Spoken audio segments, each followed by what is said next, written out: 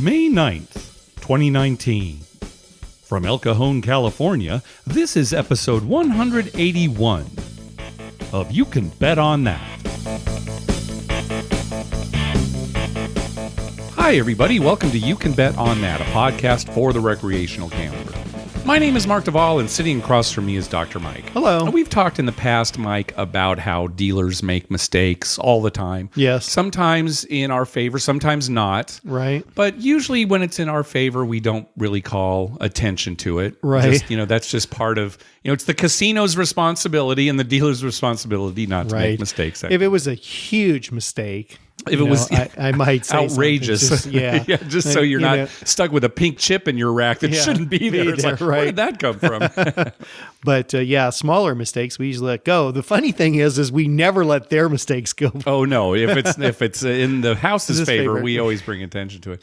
And we've also talked about in the past how if there's a mistake in another player's favor, we certainly don't call attention to it. I think we had a story a while back where it was a blackjack switch game or a free bet blackjack game where somebody who wasn't even involved in the game was watching, and the dealer was paying off people when he busted with a 22, which is supposed to be a push all around, right? And the person who's just watching said, hey, shouldn't that be a push? And everybody at the table just groans. So this last Friday night, yes, we're out at the casino, and a point of 5 is made. The point was 5, and it was made. And the player to my right had kind of a dirty stack of chips for his odds. It was kind of hard to tell initially, how many chips were actually there. Right? He had a weird amount. It was a weird amount. And so the dealer finally figured out, I know how much I'm going to pay him right now. And then you chimed in, no, he's got $30 back there.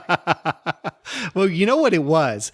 He was consistently all night making weird odd bets. Correct. Like he'd have like $22 behind. Yeah, he'd take a couple of whites and just throw it down there every once in a while. Like weird amounts. And the dealer was kind of jokingly always saying, oh boy, well, I love this, stuff like that. Right. This is the one time he had the correct odds, which was $30. So the dealer was ready to pay him more than would have been correct. But you felt compelled. Nope. For some reason, even though you've complained about these kinds of people before. I just want a fair game. Yeah, that's what you want. I want a fair game.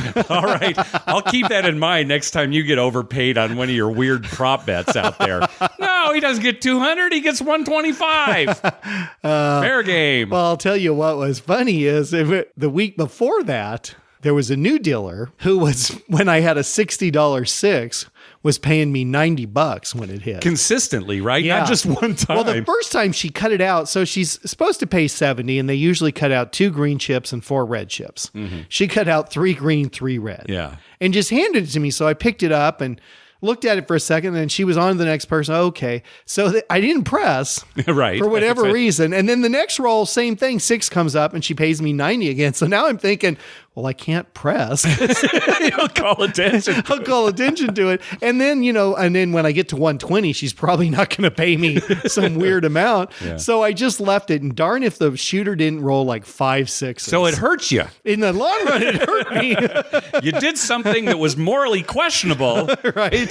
And it hurt in the long run, it hurt me. Well, anyway, save the casino money. Yeah, I guess so. It turned out that way. Well, the player that you called attention, he didn't seem upset at all. No, he wasn't upset at all. He knew how much he had out there.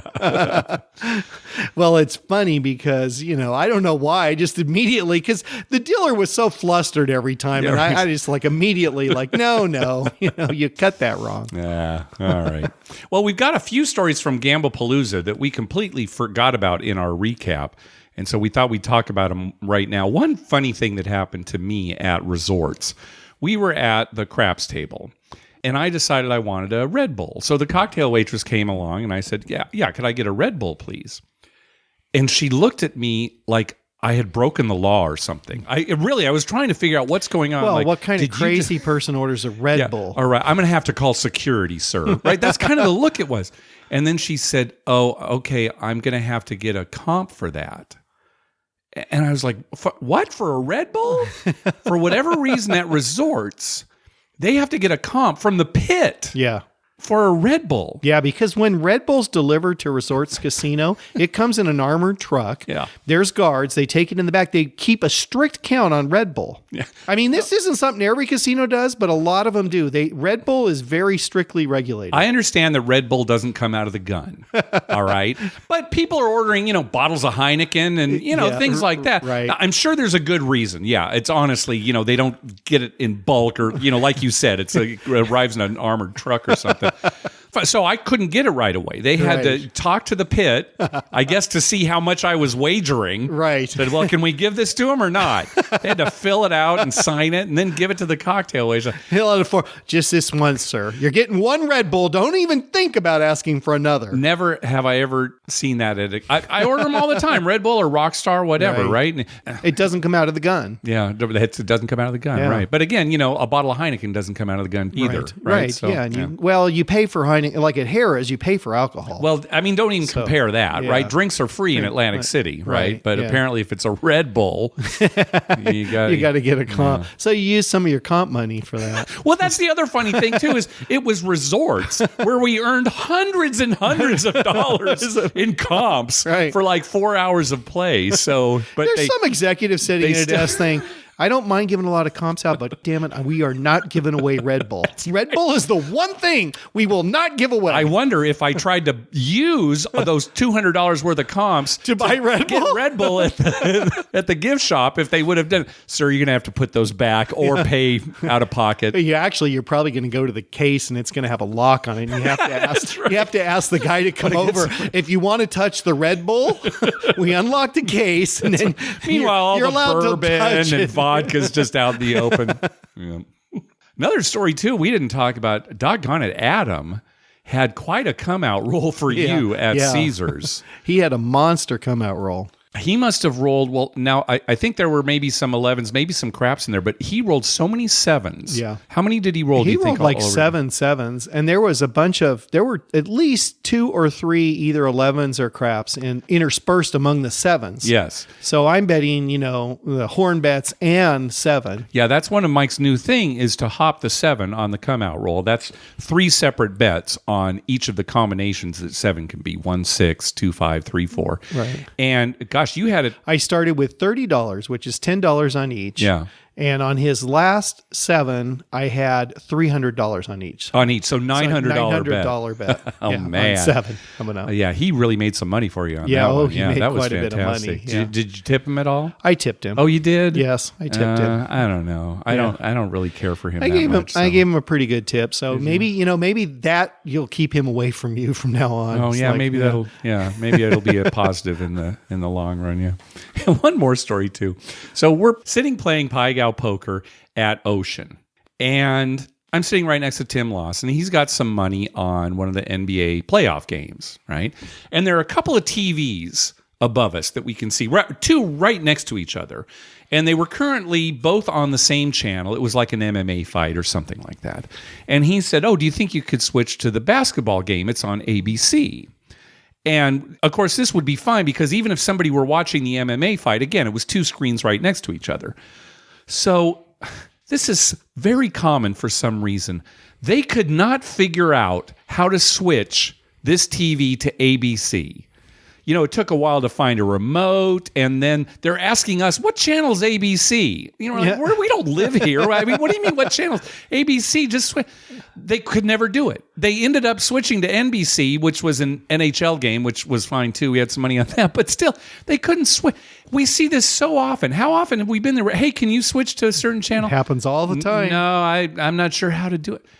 I told you later that when I retire, I'm going to try to find a job at a casino or a chain of casinos. My only job is to go around and make sure that the TVs are at least set to some kind of sporting event. Right. Because when Food Channel. When we walked into the buffet at Caesars, when we walked in, Family Guy was on one of the screens. Right. And then when we were sitting there eating, Supernatural was on another screen. Right. At least switch to ESPN. You've got the crawl at the bottom at the very least. Right. So people can see. Well, sometimes, you're playing craps, you're in a big game, and there's a good roll going on. You want to watch a little Charmed. That's right. Oh, I didn't see it this week. Good. Hey, you're trying to read the closed captioning and... Oh my gosh, why is it such a big deal? So that's going to be... I'll tell you what. You know what you should do? What's that? Instead of getting a job, it'll be way easier if you just make up a sheet for every casino. That's your thing. You make up a sheet that has everything listed. So like first line, it says, ABC is channel 8. Yeah. Next line says, don't give away the Red Bull. Next line says ESPN is channel 29. Fourth line says, don't give away the Red Bull. And just like that, just write down, and then you just supply these sheets to casinos. Oh, yeah, I laminate them? Yeah, you laminate them and make them real nice. They're bound to lose them. You're going to be in business forever. People are running, where's that sheet? I just send them out arbitrarily, right? Like, well, ABC's not channel 3. Where's the other sheet? Oh, God. Harrah's Rincon has that problem because they switched from DirecTV to it's like Dish, but they still have all the DirecTV remotes. Yeah, so every time they go to change the channel, they grab the remote and they just keep pointing it at it, clicking it, and nothing happens. Nothing happens. And then, finally, this is the wrong remote. It's like they got a whole drawer of remotes that they've never thrown away. It's like my dad or something, right? With a drawer of remotes from a TV that's like he hasn't had in 10 years, but he didn't throw the remote away because, you might need the remote later. There have been several times where we have been out there playing craps and we've asked them to switch to a game that's on like a national network. Right. And eventually they cannot do it. Yeah. Sorry, I tried. Yeah. And it's just stuck on TNT, and right. We got to watch whatever happens to be on. It's so funny. And you think that would be something they'd have worked out, right? It's so simple. It's got to be so simple, right? It's true. You have a sheet that has all the channels and you have a remote that works for the TV that's right there. I think you're oversimplifying it, Mark. Well, that's why they need me. That's can't be that easy. No, that's right. It's not that easy. So that's going to be my job. That's going to be your job. That's a good retirement job. Yeah. You're trying to, how did you become a billionaire? I changed the channel. All right. Well, we got a poker story from listener Mike via email, and we responded to him, but it was a significant enough story that we wanted to talk about it on the show. So I'm just going to read the email, and then we'll talk about it afterwards. Okay. Sounds good. All right. So from listener Mike, he says, "Hello, Mark and Dr. Mike. I'm new to playing live poker and recently started playing limit poker after listening to your recommendations on previous episodes. It's been going pretty well, but my last evening playing, I had a negative interaction with a few players and wanted to get you or the listeners' thoughts on the situation. At one point during the game, I started to notice that the majority of people at the table were playing much tighter than I would normally expect. As I caught on this, I started betting and raising more loosely, and sure enough, more and more of the pots were folded to me, especially after the flop. Eventually, we got to a hand where 4 of us checked all the way down to the river. I was on the button with just an ace high. With no action, I went ahead and bet. All but one player folded. I showed my ace high, and the caller mucked his hand.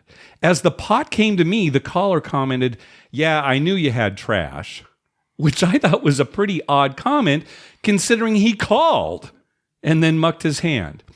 At this point, the player next to him, who had folded prior, called me a moron and accused me of just betting and praying the whole time. And the caller agreed. After a couple more hands, both of those players left. The rest of the table didn't have anything to add, and I didn't really want to ask them their thoughts at this point. I was pretty shocked by the sudden accusation, and for a while I was concerned I had been doing something wrong or breaking some unspoken rule. In my mind, it's obvious to me that I was just putting pressure on a group of people that were quick to fold. But I didn't want to defend myself by saying that, obviously. As I thought about it more, I became more confident that I was playing correctly, and the fact that I left that night with my biggest poker win so far definitely helped too. What do you two think?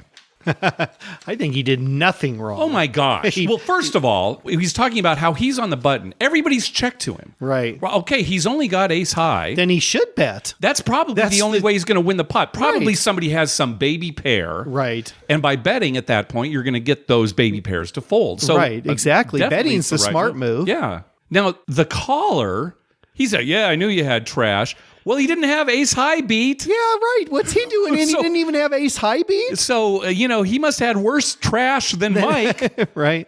And the comment that he makes is just to make himself feel better. Right. And the other player who folded, he probably had ace high beat. Right. So he's even more angry. So now he calls Mike a moron. Right. Because he to make him feel better about himself. Right. Because he wants to make himself think that, like, well, I didn't get beat by a good player. I got beat by a moron. Yeah. Which actually got beat by a good player. Yeah, exactly. And Mike was doing it, right. If it's a real timid table or a real tight table in this case, then you change the way you play. Suddenly you loosen up more than you normally would. You have to push people around in poker sometimes. Very often, yes. Yeah. And this is one of those situations. So, unfortunately, it's just another case of really horrible people that sometimes you have to deal with in life. Yeah, it's like a guy who, corrects the payout on something. You just got to deal with him. It's not that bad, but yeah, it's kind of horrible. First of all, if these people really think that Mike is a moron, don't tell him that, because he'll stop playing. Keep playing, right. Yeah, if they really think they've got him pegged for some guy who's like super loose, they should love that. Yeah. They shouldn't leave the table. You see it all the time. People who just love to tell you how badly you play. Right. And, you just kind of have to grin Phil Hellmuth comes to mind. Oh, yeah, exactly. Can't even spell poker. Right. Yes, I can. It's funny because poker is one of those games where I tell you, we have this friend and I hate playing against him because he is so unorthodox. It's hard to tell what he's doing. It's very hard to tell what he's doing because sometimes he can be making great moves and sometimes he can be making terrible moves. Mm-hmm. He's very hard to figure out. And for me, he's extremely hard to play against. Mm-hmm. I never know, well, is he just screwing up or is he really, because it could be either way, really. Right. Now, sometimes, a guy's like not a good poker player and you've got a pretty good idea he's screwing up. Yeah. Other times, they're good poker players. So you're thinking, okay, he wants me to think this or, you can figure it out. With him, it's terrible for me.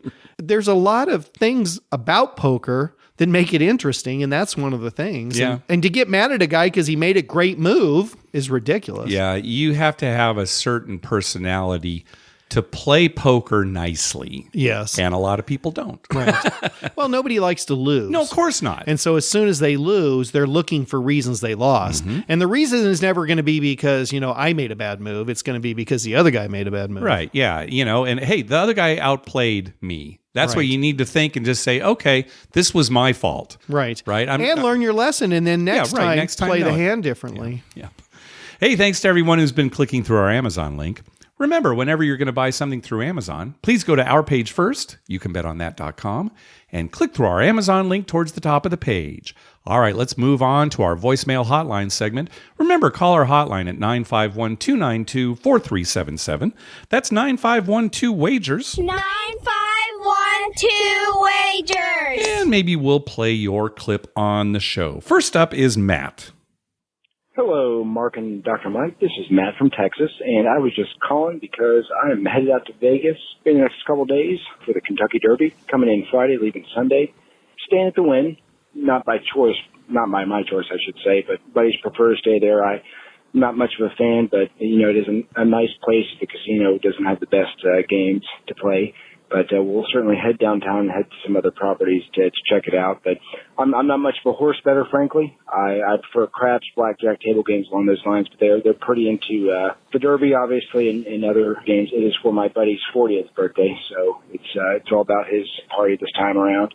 But yeah, I've called a couple times in the past, and I'll hope to call once I get there and maybe give you a report of what's going on and all the action surrounding the Derby, because I imagine much like March Madness and NFL playoffs, Super Bowl, stuff like that the environment's pretty happening. So I look forward to telling you more about it and the experience, and enjoy listening to the show. I hope you all have a great day. All right. Well, Matt did not call back, but hopefully he had some good luck while he was over there. Yeah. Do you have anything to say about the Derby, Mike? I have a couple things. Number one, there were quite a few craps players from Harrah's Rincon, Southern California, who went to Vegas for the Kentucky Derby. Okay, and one of them had a big party in his room, had a big suite, and had a party for the Derby, which I thought were interesting. They're bigger horse bettors than us. Sure.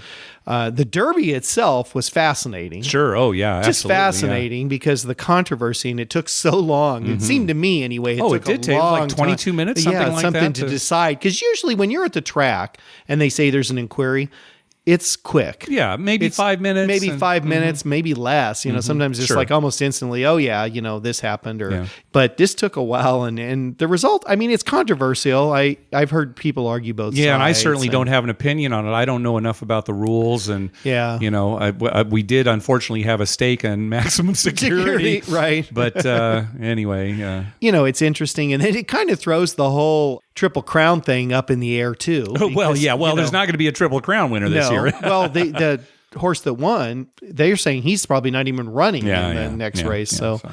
Well, and speaking of which, the Preakness is coming up here before our next episode. So good luck to everybody who bets on that, and we'll make another bad prediction tweet it out to everybody. Well, what's funny is I saw where one of the owners, I can't remember who it was, one of the owners said, well, there's no reason to run your horse 2 weeks later if you're not vying for a Triple Crown. And I thought about that, and that makes sense because that's a lot of stress on a horse, right? Yeah. And it's a different track, and you got to transport him and stuff and everything. Different distance.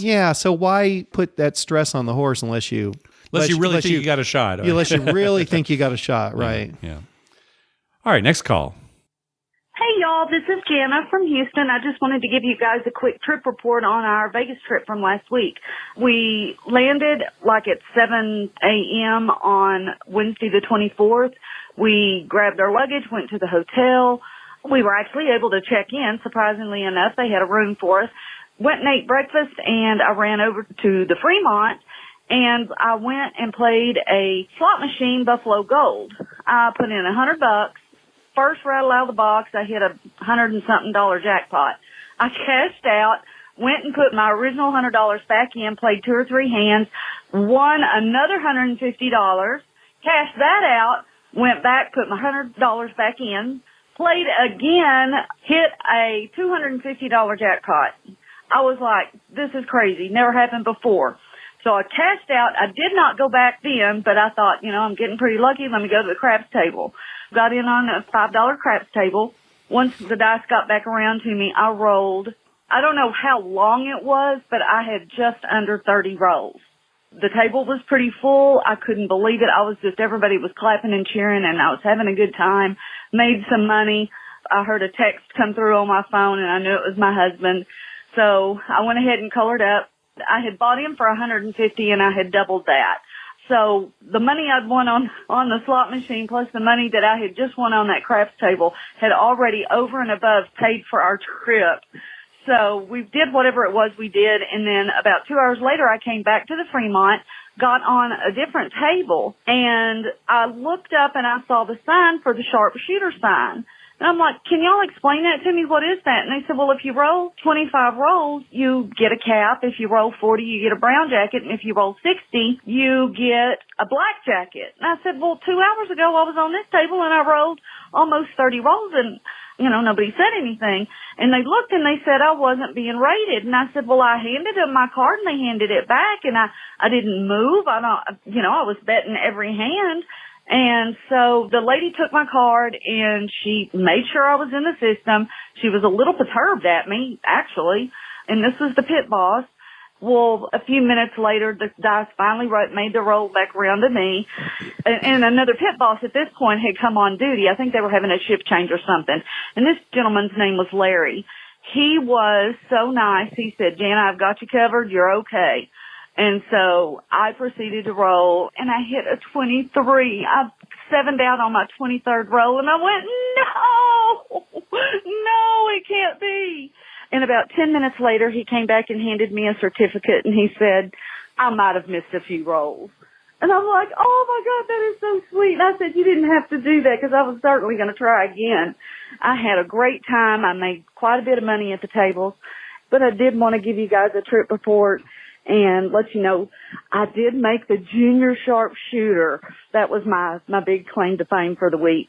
Thanks a lot, guys. Love y'all and hope to see y'all soon. Bye-bye. All right. Well, congratulations, yeah, Jana. Great. Yeah, the Fremont, we haven't played there in so long. Been a long time. They've got that display there that shows how many rolls the current shooter has thrown. So, yeah, we should hop in there one time here, maybe during the summit, just to take a look at that again. What she failed to mention is that if you roll 100 rolls or more, You get Red Bull without a comp. Really? They don't have to comp it? No comp. Just they actually just bring you a Red Bull. You don't even have to ask for it? No. Oh, yeah. We got to start playing load that up more. on that. Okay, yeah. good. I mean, it's 100 rolls. Right, this October. Looking forward to it. Yeah. All right. Let's hear from Garrett and those nasty Oklahoma Antes. Hey, Mark and Dr. Mike. This is Garrett from the Arkansas, Oklahoma area. I haven't called it in a while. Just wanted to give you an update. We usually talk about, the ante situation out in Oklahoma, and we talked about craps and things like that. But lately, it has been cold out here, kind of like it's been out there for you guys. But, man, they've really changed something up out here. They added a double-deck blackjack game to my local casino, which sounds great on paper. Everyone advertised it at the casino. Everyone's talking about, we got double-deck blackjack coming. Come play with us. It's going to be here next week, everything like that. Well, I got out here tonight to come and play the new table, and it's a $1 ante. As if the 50-cent ante wasn't bad enough, it's a $1 ante on this double-deck table. There's also terrible rules for the table. You can only split on 9, 10, and 11. Oh, I wanted to pause it there. He must have meant double on 9, 10, 11. He said split, but he meant double on 9, down. 10, and 11, Right. There are some casinos where those are the only 3 totals you can double down on. Right. Yeah. You can't split any more than once. You can split aces, but you can't hit after a split. You're not allowed to double after any splits. There's no surrender options, and it's just not a fun game with that $1 ante. Even if you're, making your money back, it's still costing so much in ante. The house is making a ton of money off of it. So it's also a $10 minimum table, which is kind of odd because all the other tables are usually about $5 or even $3 during the week. So for the table to be $10 minimums during the week with terrible odds, just kind of odd. Anyway, not a whole lot of fun out here lately. Been on a pretty good losing streak. Haven't won really anything. Could barely even win a hand or even a roll in roulette, rolling craps or anything. Can't win anything out here. So hopefully everything's going okay out there with you guys. Hopefully you're at least able to break even sometimes because we haven't had that out here at all. Anyway, just wanted to give you a call about that $1 ante, see what you guys thought. Talk to you later. Yeah, $1. Boy, if you're playing the minimum $10 and you have to pay a $1 ante, that's 10% right there. Well, you wouldn't want a minimum less than $10. He was talking about 3s and 5s. I mean, God, $3 table. If you had to pay $1 ante, I mean, that's true. Yeah, it'd be ridiculous. This is a pretty common tactic that casinos use to lure uninformed players. Right. Say, here's single deck. You all know, you've all heard that single deck games are the best. Well, you go there and it's 6 to 5. And again, like this, you can only double on 9, 10, 11, and et cetera. Yeah, the rules are set up against you. Yeah, so this is one of those cases where really an 8-deck shoe with better rules would be better. Would be better for you, right. And a lower ante. Yeah, right. A lower ante would be better too. Ante. Yeah, exactly. Yeah, that's right. Yeah, that ante thing. Oh my God. I don't know if I could handle that. It's so funny that they just recently got real roulette and craps, but they didn't get rid of the ante. Which is weird. Yeah. Now you said that the ante goes into some kind of. I can't even remember now. I thought it went into some kind of pool. Right. It doesn't go directly to the casino, but still, that doesn't matter to the guy who's there for an hour. Right. So yeah. If you're not there all the time where you could win that pool. Yeah. What the ante just eating you up, right? Yeah. And did he say if it's 6 to 5 or was that a 3 to 2? He didn't mention it. I hope that at least it paid 3 to 2, but I don't know. God, if it paid 6 to 5 and you had to pay $1 ante. He was saying how it's been going poorly. We've actually been on a hot streak now. Yeah, we're back into the green again. Yeah, the last 2 weeks have been Thank really, goodness. really good to us. Yeah. So hopefully it'll keep up. Yeah. We'll Right. see how that hopefully goes. it'll be the same for you, Garrett. Yep. Yeah. All right, next call. Hey, Mark and Dr. Mike. This is Alex from Atlanta, Georgia. Giving you guys a call. This is my first time calling in. I've been listening to you guys now for a few months. My wife and I will be traveling to Atlantis in the Bahamas at the end of May.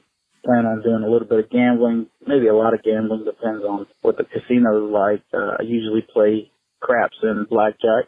I was just calling to see if you guys have been there before, see if you can give me any insight in terms of the environment, dealers. I've read some online reviews, and they've been kind of all over the place, so I figured I'd give you guys a call, see if y'all can give me an insight on playing at the casino in Atlantis. If you guys have done any tips would be greatly appreciated. Thanks. Bye. We've never been. Your brother's been, though. My brother's been. His take on it as far as table games was that the limits are real high. High, okay. Yeah, he said like on a Saturday night, he had a hard time finding a table that he felt comfortable playing on. Oh, wow, okay. Because the limits were too high. Yeah. So, that's the only thing I've heard. Okay. Now, I'd love to go there. Yeah, someday I would too, just to check it out. Alex, what you might want to do is go back and listen to episode 23 of the Travel Fanboy podcast. He interviews Dave from Miles Talk about Atlantis. And although the discussion focuses on the free trip to Atlantis through Caesars Rewards, there's a lot of information on that episode about staying and playing there. So again, that's episode 23, Adam's Travel Fanboy podcast. All right, next call. Hey guys, this is Jim from Columbus. First time I've called. I've been listening. I listened to one of your current episodes a couple of months ago and then went back and started listening from the beginning. I think I'm up to May of 2017 now. Podcast is still awesome. Gosh, I hope it's still awesome present day because I haven't been listening to any of the current ones yet until I get caught up. Anyways, don't stink, okay? Too late. This is a trip report. Just got back from Vegas. My buddy and I were out there the last couple of days. We flew in this morning to Cincinnati and drove back up to Columbus. I'm a little bit pooped. Anyways, hey, I wanted to give you guys an update on something that you have been bad-mouthing Binions for a while, and I wanted to give you an update on that. We played at their front table with all the pretty cowgirls and stuff many times this past couple of nights. And last time we were out there a couple months ago. The crew was great. I mean, the boxmen and so forth, I got to see them resolve a dispute, and they resolved it favorably. Some ladies had been talking, and they threw what they intended to be place bets out there in the field and didn't really have the dealer's attention, so they stayed as field bets. Well, it was 6 or 8 was rolled or something like that, and so there was a little bit of a confrontation, and the boxman just said, okay, hey, here's your bets back, put them back up on the 6 and 8. I mean, they didn't give them the money for that bet, but I thought they handled it pretty well. I saw a number of short rolls. I never heard anybody get bothered for, hey, hit the back wall or anything like that. They were professional. They were friendly. They remember me from day to day. I was one of the ones that was tipping, but hey, that was cool. So give them another chance, man. Binions is cool. They're all right. Also, bubble craps. So we were killing it on bubble craps this time. We've been up and down on that thing, but a buddy of mine had a killer roll. We're up over $1,000 on one machine. Cashed that out, came in, bought back up for $100. Oh, I was at the table max on the machine after having pressed things up. It was a lot of fun. Like 2 shooters later, this lady hits a couple of hard sixes, said, Dr. Mike, you'll like this.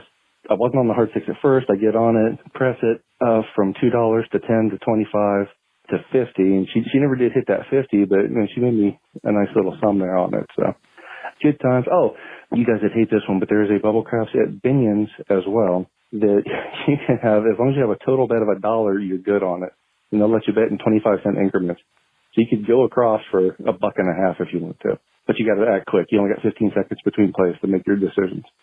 Anyways, love your podcast. Keep it up. The good work, guys. Bye. Actually, I'm glad to hear that, where you could bet 25-cent increments at a bubble craps machine. That's really great for low rollers who, maybe are a little apprehensive about going to a real craps table and want to learn. Yeah, that's a real cheap. Yeah, you could buy in for $20 and play for quite a while. Yeah, so I don't know that I would spend too much time in it, but we certainly wouldn't hate it. I wonder what the limit was on the one that he got up to a $50 hard six. A lot of times the limit is between $300 or $500 aggregate. All of your bets. And we've talked about this. Since it's technically a machine, if it were to pay out $1,200 or more on a single bet or like a single roll, then that would require a W2G and a hand pay. And they don't want that, right? Because then it stops the game, right? So if you've ever played on one of those machines, you're getting close to, being paid that much, it'll just spit out a ticket for you. If you're getting close, say, nope, you've got to take this ticket. It'll print out like a $150 ticket, right? Just so you don't go over that $1,200 mark. But, see, that's the part I don't like about the bubble craps. Well, yeah, no, of course not. But bubble craps is good for, definitely recommend bubble craps for a lot of good reasons. Yeah. But no, not for a player like you. You'd only like it if you had 5 minutes to kill. Yeah. You're just waiting for somebody, right? Right. I didn't want to buy in somewhere. Exactly. That's great to hear about Binions because we have had some really disappointing experiences there, but we have very fond memories of Binions from back in the day. I have some very, very fond memories of some huge wins at Binions back in the day. So that's good to hear. So we'll definitely go back there. Well, we say something about a casino like Cromwell, for instance, where we've had, but we still go back. Yeah, sure. We always, because things change all the time. Sure, and, things change, personnel change, culture changes. Right. So we're always willing to give a casino another chance. Yep. It's just that when we do have a bad experience, we tend to stay away for a while. Yeah, sure. We'll take a break from them. But we'll eventually go back. Yeah, sure. we'll be at Binions. Yeah. All right. Next up is Julia. Hi, Mark and Dr. Mike. This is Julia from Washington State, home of the Tulalip and Muckleshoot casinos. And I love your show. I've been listening for a couple of years now, and I just love it. It makes me laugh every episode. The banter between you two is just so delightful. It makes me wish I had a Vegas buddy who liked to gamble with me. As for craps, I've played the pass line, and that's about it, because all those other bets, despite hearing you guys talk about them, are still intimidating. So on my last trip, I found a bubble craps machine, one of those shoot to win, and tried out some of those hard ways and place bets, and it was so much fun. So on my next trip, which is Memorial Day weekend, I'm looking forward to doing that again, but what I'd really like to do is see Dr. Mike in action. So how do I know where to find you guys? Because I think you're going to be in Vegas that same weekend. Would love to see you and meet you in person.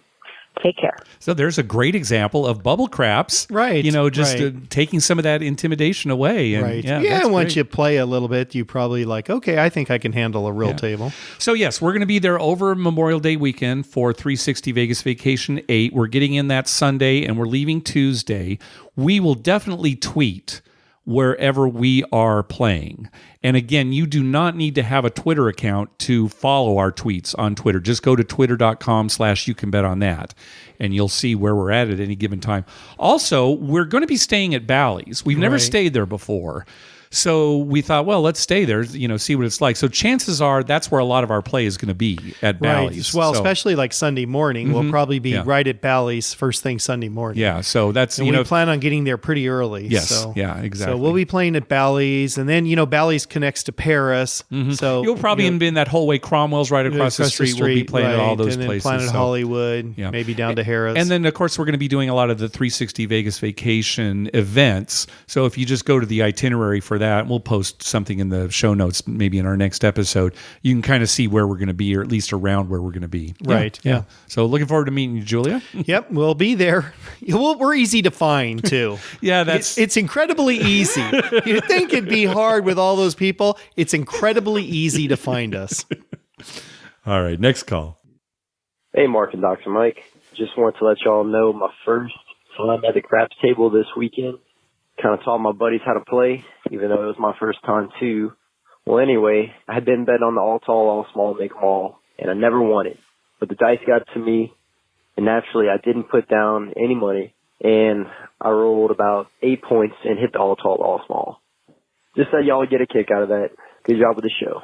This is a good argument for being consistent with your betting, just for your own psyche. Yeah. Either. Well, I've always said that. Either make the bet all the time or never make it. Now, there's no reason mathematically why you should do that, but just for peace of mind. If you're never betting, it's like, well, that's okay. It came up this time, but I would have lost all the other times. So, or if you're betting it every time, it's like, okay, good. I'm glad I was on it. Well, it's what I've always said. And, for me, it's that people who switch between the don't pass and the pass line. Because, that just got to wreck with your psyche. Especially I don't have if it goes bad. Yeah, I don't have the personality for that. I could, what would happen to me? I'd switch to the don't pass, and some guy'd make 20 points, and I'd be thinking I'd have my hard six up to $500 at this point, and then I'd be killing myself. So I just consistently play the same way, no matter what. Yeah, that's good. It's good. All right, so we've had a few calls recently about MGM Springfield, some good and some bad. Here's a call from Chris DeMoro, host of the Art in the Game podcast, which focuses on MGM Springfield. Hey, Mark and Dr. Mike, it's your friend Chris from Art in the Game here in Springfield, Massachusetts. How you guys been? I'm really sorry that I missed meeting you guys at Gamblepalooza along with all the other podcasters, players, and friends. I just couldn't make it down that weekend, but I hope to do something like that really soon. And I have to thank all of you guys, all your listeners. I love listening to reviews about MGM Springfield and people's visit. Last episode, I enjoyed Joe's review. Him and his girl went down there and love that we're a non-smoking casino, and I love it too because I quit smoking a zillion years ago, and I hate the smell of my clothes when I leave a casino that has tons of smoking. So if you don't mind, if going outside to enjoy a smoky treat, you can come on into the 125,000 square feet of gaming space and enjoy the 2,000 video poker and slot machines available for your playing enjoyment. Holy cow, I'm just totally jacked up today. Anyway, just wanted to give you guys a call. Love hearing everybody, and I encourage anybody interested in coming out to MGM Springfield, join our closed group on Facebook, and tune into one of my podcasts, because I'm having a lot of fun putting them out, and I really try to offer valuable information to make your visit a more memorable and favorable, and hopefully a luckier one. So as always, Mark and Dr. Mike and all the listeners out there in California, and you can bet on that land, have great luck, players. All right. Well, thanks, Chris. When you first heard his voice, didn't you think, oh, it's Vito? It's Vito. Yeah, exactly. I was sitting there thinking, wow, they sound exactly alike. Isn't that funny? We'll have to go there. We'll definitely go there at some point. I don't know about definitely. Hopefully, maybe when I will definitely. Go there maybe when the point. new Encore opens there, and there are more casinos in the area, right. we can kind of make a trip where we casino hop. Yeah. I would have gone when we were in Boston. We just didn't have enough time. Yeah. It was just going to be way too hectic. Yeah. All right. Next up is Jason. Hello, gentlemen. It's Jason from Michigan. Just calling in at a couple things I wanted to run by you. I've been listening to your show now for quite a while, and I don't hear many people talk about the Golden Nugget in downtown Las Vegas. Me and my wife are curious. We've been going to the Nugget now for 15 plus years, twice a year, and we feel like it's one of the nicest properties in all of Las Vegas. But we also are wondering now if we're missing out on something else by not going to other casinos. We feel that the food's outstanding. The new Rush Tower is fabulous. The pool we really like a lot, but we're wondering if we should start diversifying and starting to stay at other places, maybe to get a different experience. And secondly, wondering what your thoughts were on Mississippi Stud and always seeing the first card. Me and my wife have had mixed results. I had pocket deuces not too long ago, hit 4 of a kind and paid out, $4,000 or $5,000. But the last time we were at the casino, my wife had a 5-3 in the hole, decided to fold it, and she would have had 4 of a kind. Dealer said, always see the first card. But if you look by the book, we have always looked at folding if you don't have a face card with something. So just wondering where your thoughts were on that. And I look forward to hearing from you guys and appreciate the show. Thanks. Have a great day. So the dealer says always see the first card. Right. No matter what your 2 cards are, always see it. So this is a dealer who thinks that they know all about the game because they've been dealing it for so long. Well, they've seen so many hands, Mark. They know exactly how it goes. Look, play however you like. Play in the way that gives you the most entertainment. Right. If you want to play 5-3 and make a call to see that, hey, any 2 cards can make 4 of a kind. Right. Right? So yeah, well, you could have 1 card and make 4 of a kind. that's what I mean. You have 5-3, you could end up with 4 5s or 4 3s. Right.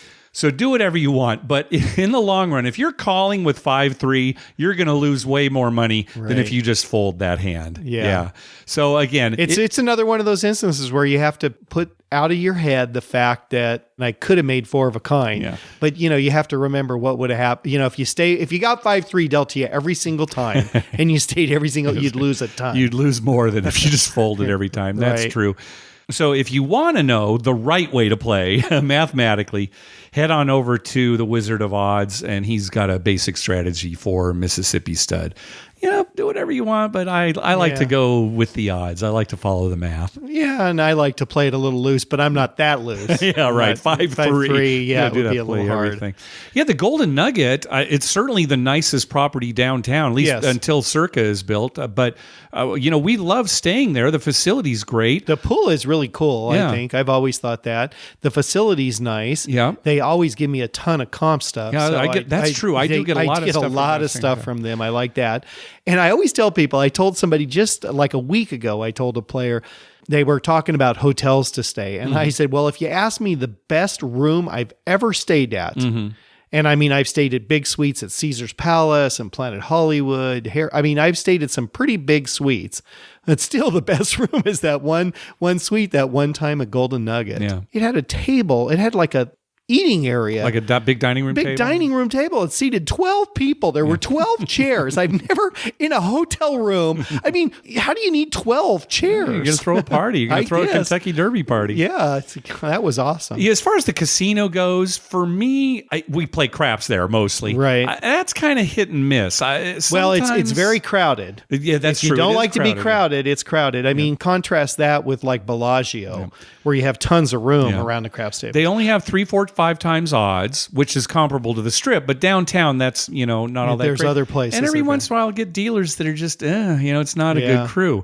Now, if you're asking, should you try other places? Well, if you haven't stayed on the Strip, then definitely do that. If you're just talking downtown, Golden Nugget, it's hard to beat that. But gosh, if you haven't stayed down the Strip, try any property on the Strip. Right. It can be some, mid-level property all the way up to, Bellagio or Wynn. But definitely experience the Strip if you haven't done that before. Now, to play the devil's advocate, it is sometimes nice to stay at a place, and we do this quite frequently where we go through periods where, we only stay at Caesars, or there was a time when we only stayed at Golden Nugget. There was a time when we only stayed at Four Queens. There was a time when we only stayed at Harrah's, and we went like 2 or 3 years staying at the same property. And there is some nice things about that because you're familiar with where everything is. Sure, the dealers know you. The dealers know you. You don't get lost. I have a habit of getting lost in a new casino. So Jason, try the Strip if you haven't already done that. All right, next up is Kevin. Hi, Mike and Mark. It's Kevin in Anaheim. I support you guys a lot. I use the Amazon link as much as possible, and you guys do a great show. Anyway, I have a couple of questions. My first one is, I know in the earlier episodes, you guys talked about matching tier status. Now, I'm nowhere near close to diamond level like you guys, but my question specifically is, would Caesars match my MGM Pearl status that I just recently got to whatever their status is equivalently? Would they match like lower level statuses on their tiers, or is it only the top levels what they do? I see myself playing a lot at Caesars on my next trip. And that goes into my second question, which is about my next trip. I'll be in Vegas right before the 360 Vegas. Specifically, I'll be there the 23rd through the 27th, Thursday through Monday. So I'll miss a lot of the 360 Vegas itinerary. But I was just questioning if you guys will be out there before 360 Vegas, and if so, would you guys tweet out or share any crap sessions where you guys will be playing if you guys are there before the 360 events? Okay, thanks. Bye. We're not technically going to be there before 360 Vegas vacation, but we're going to get there very early on that Sunday morning. We've decided we're going to drive. So we're going to wake up real early in the morning and just drive. So hopefully we'll get there around 7 or 8 a.m. Yeah, on we're Sunday hoping morning. to get there very early Sunday morning. And if you're not leaving till Monday, then we have all day Sunday. Yeah, because the real events for 360 Vegas vacation don't start until the late afternoon. So we're probably going to be right there, center strip, again, Round Bally's, just playing around there. And so we will tweet where we are during that time. So, but we're not going to be there on the Friday or the Saturday. We're not getting there till Sunday, but it will be early Sunday morning. Yeah. So the reason is because we're staying till Tuesday. So. Yeah, exactly. Now, as far as the Caesars tier matching, if you're M Life Pearl, I doubt Caesars will match you to Diamond. In fact, I haven't really heard of Caesars doing tier matching at all. Yeah. I've heard of other places. So we haven't checked on that though in a long time. Yeah, I mean, we don't have to. Yeah, we don't have to, but certainly give it a try. But yeah, I wouldn't count on it. And you do have to be one of the higher levels to get any kind of tier matching. But give it a try, but don't be surprised if they won't match it. Right. All right, next call. Hi, this is Steve from Virginia. I just wanted to give you a casino update. I have now been to Cherokee in North Carolina 4 times since the first of the year. And all 4 times it has been slam-packed busy, but nobody has been winning. And when I say nobody, I mean even the slot machines are so quiet you could hear somebody drop their keys. Now, I played craps this last trip, and I actually managed to break even. Started playing about 7 o'clock. I went down early, went down 500, and I managed to work myself back to dead even. So for me, I consider that a very good win. But it was only because I happened to get a hold of a shooter who shot 3 11s in a row. This was on the come-out roll when I had bet Pathline and World Bet. I had initially started out with 10 on the pass, 5 on the World. And when he hit the first time, I made my Pathline 20, made my World Bet 10, and then when he hit the third time, I made my Pathline 30, made my World Bet 20. And after that, I took my money and ran. I also want to thank y'all for the confirmation, I guess I would say, of my betting style, the way I do it and the way I feel comfortable. I called you a couple of weeks back about it, and I really did enjoy your comments on it. Thank you very much. Keep up the good work. I'll call you from Vegas. I'm going out for the World Series this year for the first time. So wish me luck, and maybe I'll put a bet out for you. Bye, guys. Yeah, oh, good. Thanks. Well, good luck. Let us know, on the World if you play Series. in one of the tournaments and how you do. We're going to head out there maybe when we retire. Yeah, we need to get a report on somebody playing in the World Series of poker just to see how that. Yeah, not necessarily the main event because that's right. $10,000, but some of these. There's a lot of lower smaller entry. events. Yeah. We should do one. I mean, there's no reason we couldn't. I'll tell you the reason we don't, though. It's just the time. It's the amount of time. It's that the it amount takes, of time. We have talked about our group of friends, like all chipping in and having one of us go and actually play. But yeah, we just never can pull the trigger on that. You're right. It's the time. It's the time. Yeah. It takes a lot of time. It's not a quick thing. No. And some of those smaller tournaments are midweek. Yeah, some are. And we're working and stuff, One of these days. All right, let's hear from our buddy Keggers. Hey, Mark and Dr. Mike. This is Keggers from Southern California. I was playing out at Harrah's Rincon the other day, and a story I want to tell you, and I think you might relate to this, Mark, is we we're on a shooter, went for about 45 minutes, profitable, good roll, all made money, going well. Everything's good, can't complain. But that 45-minute roll felt like 2 hours, and the reason for that was I counted 10 out of the 12 people at the table were actively throwing bets in the middle, making the prop bets every single roll. Hop this, horn bet that, world bet, CNE, put my hardways back up, et cetera, et cetera. Every single roll, 10 people were throwing chips at the stick man. And you guys know the dealers at Harrah's Rincon, they're good, right? They're on top of it, they're doing their job. But every roll, that stuff was going on and really slowing the game down. So for the conservative, smart, I would say, some would say boring, bettors like myself looking for just a couple come bets, play 6 and 8, max odds, pass line kind of bettors, it really made it poor and had a really poor experience. So I just really want to ask you guys and use your platform to say, if you know of anybody who's a habitual middle prop better that really slows the game down, bets these crazy high house edge bets, and does slow with reckless abandon. Mark, I don't know if you know anybody like that. Yeah. Please talk to them. Tell them that it's slowing the game down and really making it painful for us that really just want to get in and get the rolls in. So I'm half joking, of course. So love you guys. See you soon. Bye. Anybody who has played at a table with Mike knows, well, you're not so bad every roll, but on the come out roll, if you're at a table with Mike, the come out rolls take so long. I think it was Adam that actually turned to me. Maybe it was when he was, having all those sevens. He said, "Does it always take this long? Is there always all this math going on?" It's like, yes, every time. But the rest of the rolls, I'm fast. It's not too bad. It gets to the point, honestly, where here at Harrah's, on come out rolls, even if I'm the shooter, I sit back and just look at my phone for a little while, play on my phone, because I know the dice aren't going to get to me anytime soon. Let me tell you this. 2 reasons. Number one, for whatever reason, and I have no idea why this is, Harrah's is a craps casino. Yeah, that's craps true. is super popular at Harrah's Rincon, Southern California. If you look at all the casinos in San Diego, you're absolutely right. The other casinos, you'll see 2 craps tables and you'll see like 8 people playing. Mm-hmm. You go to Harrah's, they'll have 4 tables open and they're all full. Mm-hmm, that's true. That's number one. Number two, the people out there, since they are craps players, they like making a lot of those bets. Mm-hmm. Everyone has their own little system. So you get a lot of it. And that's why, and I was telling a guy just last night, that's why you and I head right to the $50 table. Because it'll go faster. It'll go faster. There's fewer people playing on it. So even if I'm making prop bets or somebody else making prop bets, it goes faster.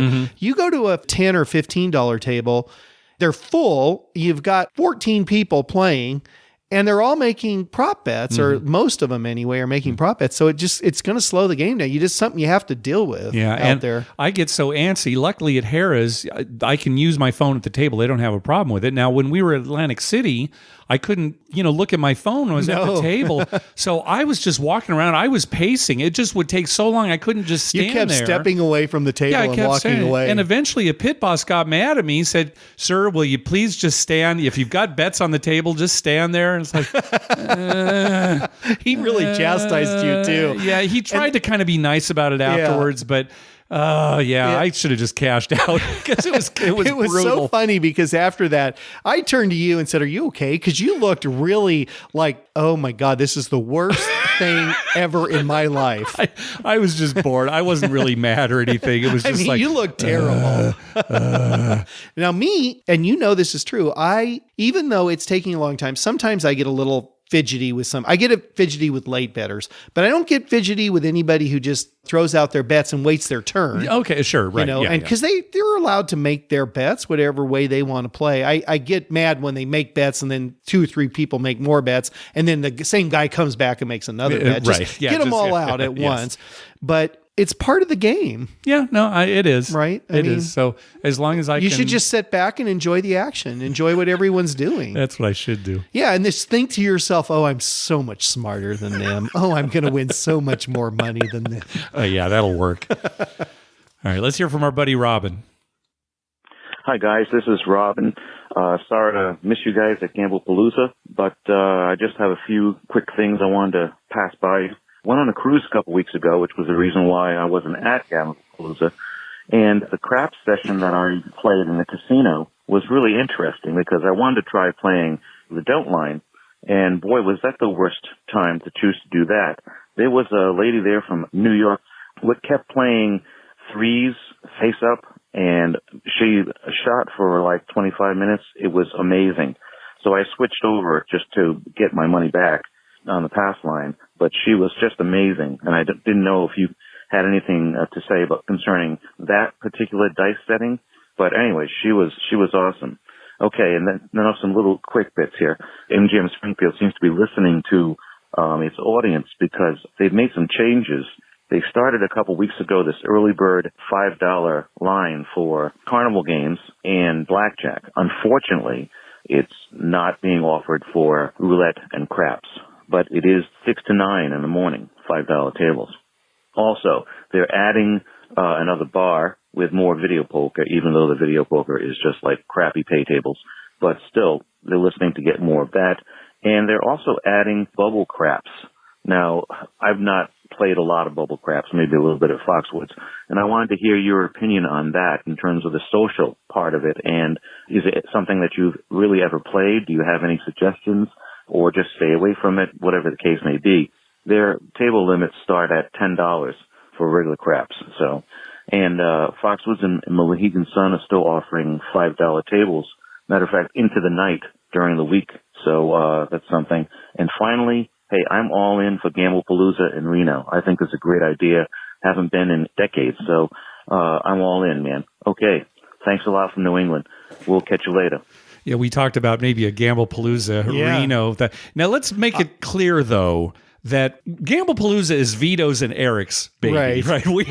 We basically just show up. So, we're not. They will make the decisions on where we go. When we go to Reno, they'll be the ones deciding we're going to Reno. I'm sure they're open to suggestions, but they will make the ultimate decision on that. Yes, Reno's a ways for them. Yeah, exactly. See, that's the thing. Well, even as Biloxi is too. Maybe not as far as Reno, but it's not close. It's not close.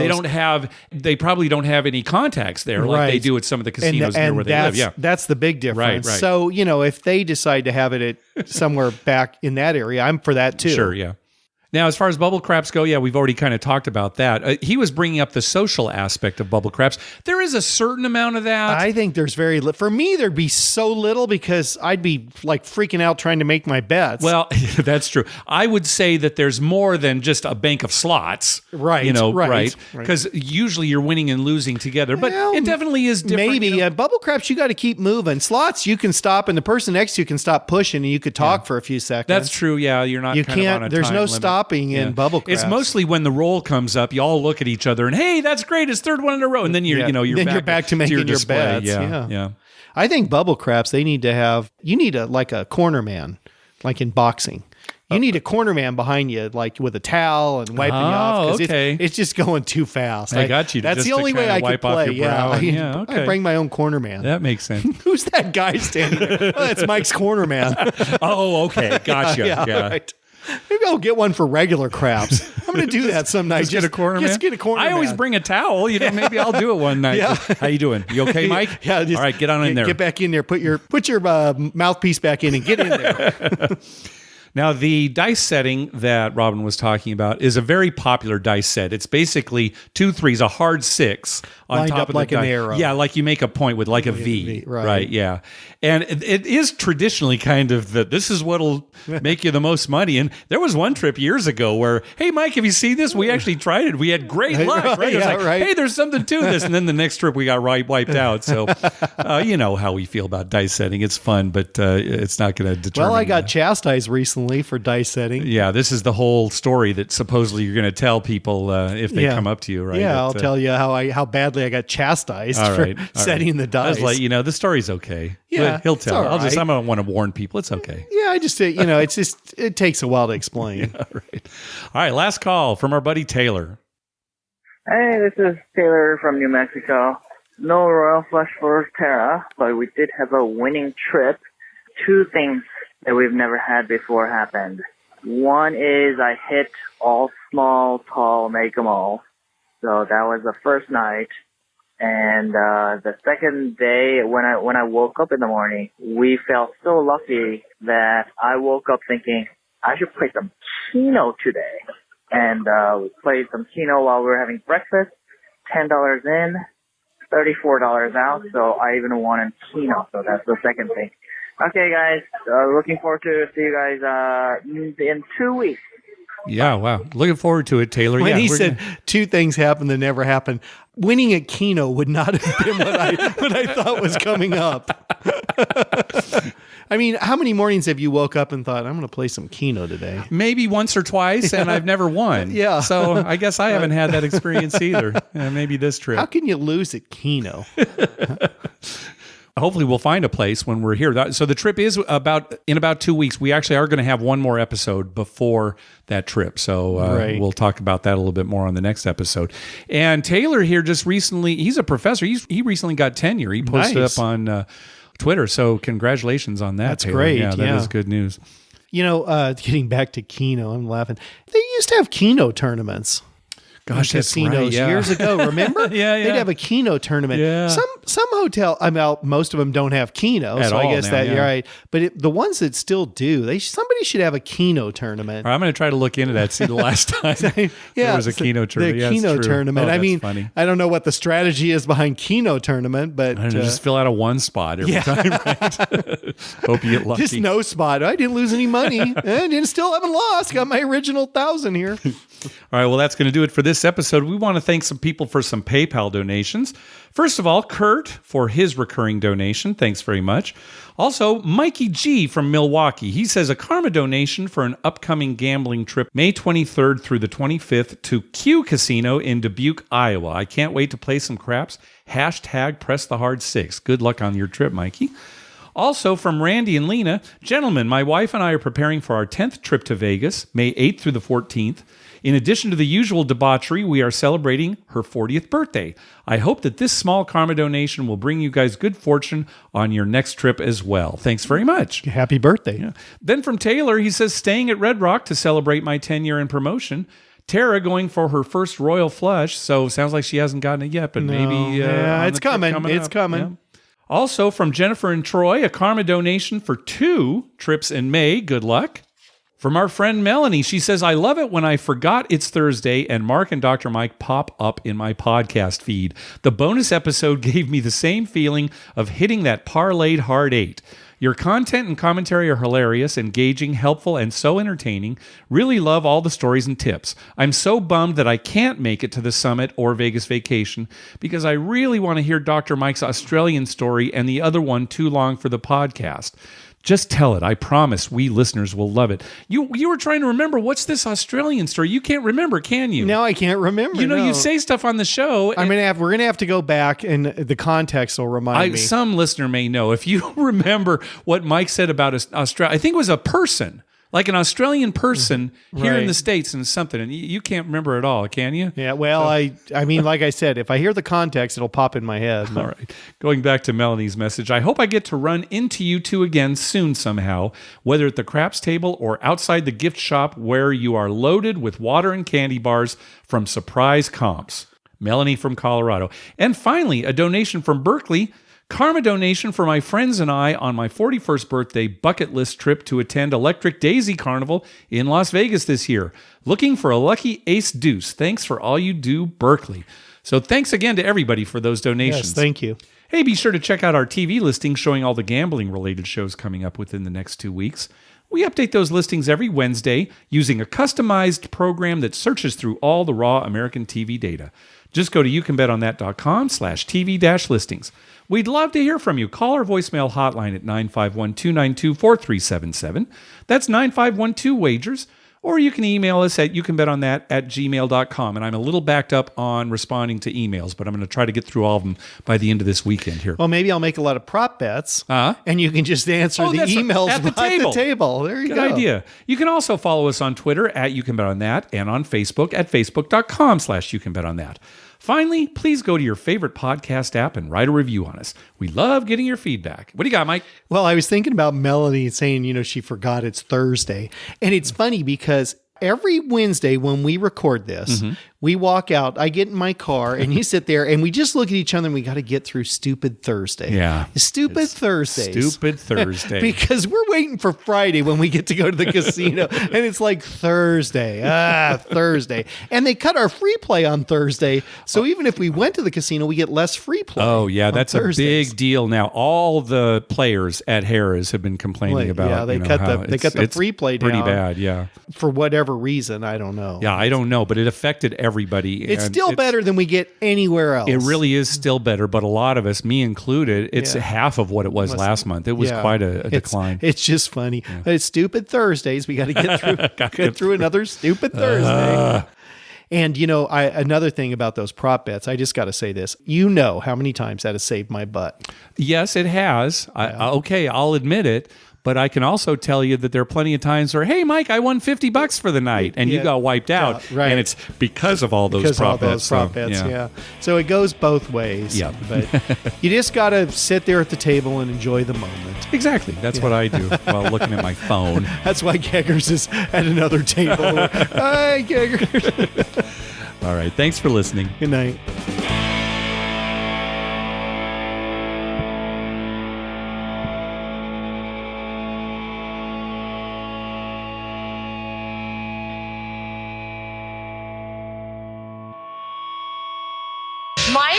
Mark, that was wonderful. I had no idea you were so talented. The audience is going to love you.